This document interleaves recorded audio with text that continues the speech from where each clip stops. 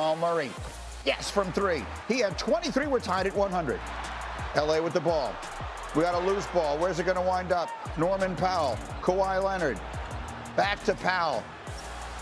Oh, what a big shot. Clippers up 3. Under a minute remaining. Clippers lead is 1. And it's Kawhi again. I tell you, Booze, when he's healthy, he's so good. He was awesome last night. He was 15 of 19. As I mentioned, 18 seconds to go. Nuggets down by 3. James Harden, no. So here comes the final chance for Denver. Christian Brown from Murray. Brown, oh, he's got a good look, but it's not even close. The Joker's going to throw up a prayer, and it's not answered. Jokic had 26 points and a triple-double, but in the end, it's not enough. It's been an unbelievable series. Both games spectacular. Clippers win this one 105-102. Kawhi Leonard turning back the clock with his 39, his most in a playoff game since 2021. When healthy, and how many times do you say these words out loud? When healthy, Kawhi Leonard is as good as anybody in the NBA. Yesterday was his 4th career playoff game with at least 30 points on 75% shooting. Only James Worthy has more in the shot clock era, which goes back to 1955. Remarkable. So that's one LA team. Let's go to the other. LeBron and Luka and the Lakers trying to even up their series with the Timberwolves tonight after getting blown out Saturday. LeBron held in check with 19. Luka had 37, but just 1 assist. This is a big perk on NBA Today yesterday, talking about the importance of tonight for LA. The Lakers got to win. They're in a must-win situation game 2. Otherwise, they're going to get swept. And I wouldn't say that with that much confidence if Anthony Edwards wasn't on the other side. He's going to make you feel pain any chance he get. You better win game 2.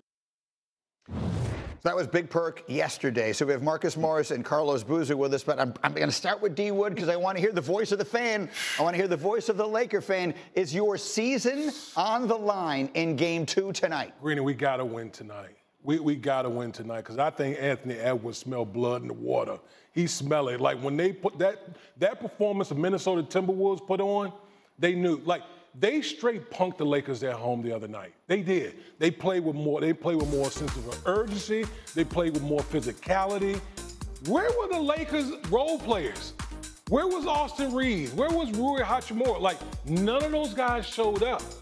But the thing that I hang my hat on with the Lakers and what they need to do, I think it starts defensively.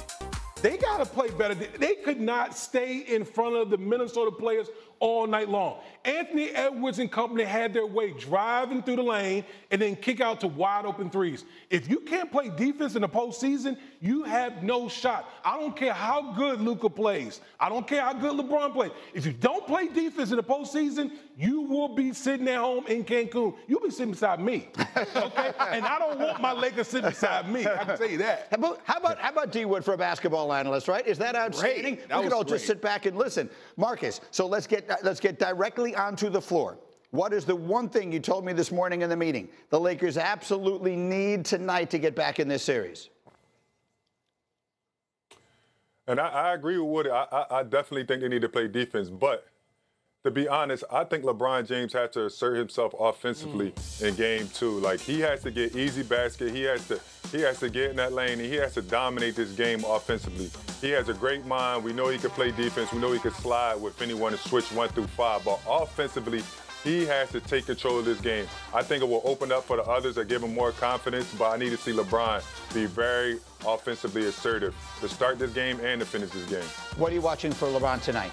Yeah, I mean, LeBron's going to come out aggressive. I think he knows that he can give more. We've seen him do it time and time again. Like, how many times have he lost game 1 and we saw game 2 him being just locked in and be unbelievable? For me, it's the others. Hayes had 1 point. Finney-Smith had 3 points. Vanderbilt 2 points. Hachimura 9. Vincent 3. Only 13 bench points. The others have to step up. I do agree with Woody and with Marcus. Obviously, Luka's going to be unstoppable. He has to play great. LeBron has to be unstoppable. He has to play great. But the others have to assist their stars. I find it interesting, and I'd be curious during your career how much of a factor this is. Shows like this one, we have a Laker fan now, we have a Knicks fan now, we have all these big market stuff. There are some players, I think Reggie Miller was always a little bit like this, and I feel like Ant is a little bit like this.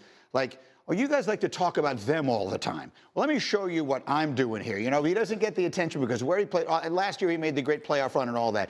There are some players who I think kind of like that. They thrive on that. And I feel like Anthony Edwards is that guy. Yeah, I think Ant's definitely that guy. I think he watches. I think he pays attention. I think he wants to be the guy. I think that, like what he said, he's playing with a chip on his shoulder because all of us picked the Lakers to win this series. Right. All of us picked the Lakers to win game one. Minnesota won game one. They're playing with an edge. Ant loves that. If they go back to Minnesota up 2-0, can you imagine the Timberwolves? It's going to be hard for the Lakers. For what it's worth, they had big leads. Didn't they have a 3-0 lead on Denver last year and almost gave it all back and wound up winning in 7? So we'll see. Critical game tonight. In the meantime, there was one other NBA thing. Normally during the playoffs, I wouldn't ever sidetrack our conversation into something like this.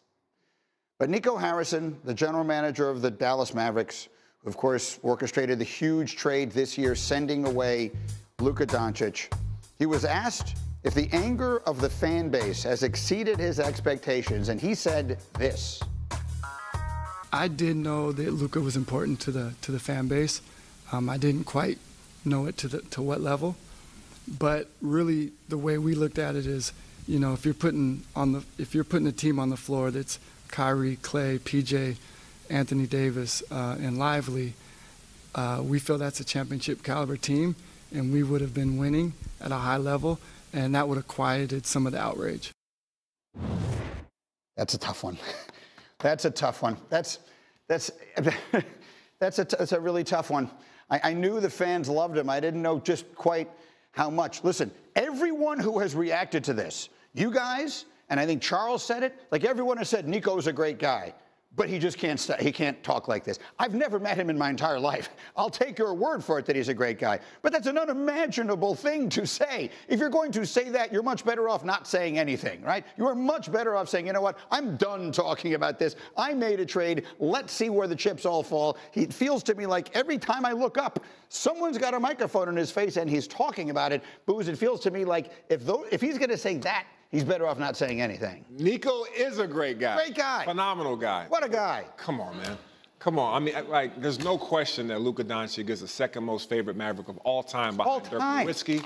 He was phenomenal in his career with the Mavericks. Did a great job there. I do agree with him. If the team is healthy, Kyrie, AD, Clay, the guys that they have on their team Lively, they're probably a contender for the Western Conference. However, they were in the finals last year. Everybody loves Luka, not just Mavs fans. Even the guys that go, like, if you're a Laker fan, you love watching Luka play. Absolutely. So that was a misstep on his part, but I would like to see this team healthy next year. Well, Marcus, I mean, what?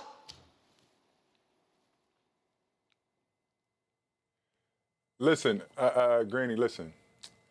From a guy that's been a role player his entire career, that's like based my career on being a super role player, I think Nico need to take a page out of my book, right?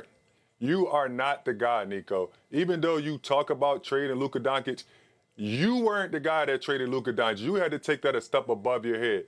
Please just stop talking about it. You are a great guy.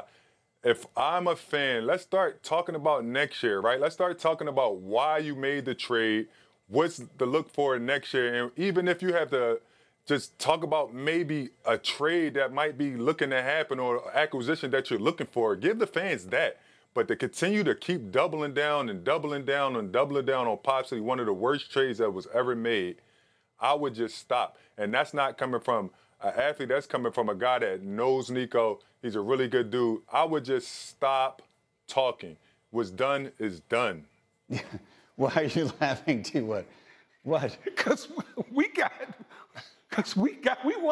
the man. We got the guy. Right. Okay, so the Lakers, yeah. we got the Lakers. like I'm a Lakers guy. Yeah. Okay. Yeah. So Luka, we got him. So I'm just sitting back here just watching the inferno that is the Dallas Mavericks just implode right there. So it's a great point you made. hilarious. It's actually a great point Marcus just made, and I've heard other people make it. There's no conceivable chance the general manager just woke up one morning and decided, I'm trading away the franchise player, and this wasn't either forced upon him or at minimum there was a mutual decision made with ownership. If we wake up tomorrow and Josh Allen has been traded, there's no way in the world Brandon Beane just decided to do that by himself. Right. And before you say, Greeny, that's the most ridiculous thing I've ever heard, it's basically the same thing that just happened here. So the idea that they keep, on some level, I almost feel bad for him. You just changed my perspective, actually. I feel bad for Nick. Why do they keep sending him out there? Someone else say something, for crying out loud. We just made a trade that has our fans disgusted, and fully understandably so. Why do they keep sending this guy, who, I believe you, everyone says he's a great guy. Why do they keep sending him out there? But here's the thing. Here's the thing, what I don't understand. Why are you going to keep talking about someone that's not on your roster? Not on the roster. He's not on your roster. Like, you don't have to go out there and talk about him. Right. You talk about the guys that's on your team. And I'm just taking it from my perspective. Like, Bill Belichick was the master that's like, as soon as he got rid of a player that was popular, like, he's not we're not talking about that guy. We're only talking about people on the roster. Right. That's it. I'm not even entertaining your question about a guy that's not on my roster. We're on to Cincinnati. Yes. That's what it is. From now on, Nico, we're on to Cincinnati. We're taking a page from Bill Belichick's book. We're not talking about Luka. Luka who? I'm sorry, that's not a name with which I am familiar. I got to go back to the hospital and visit all my players.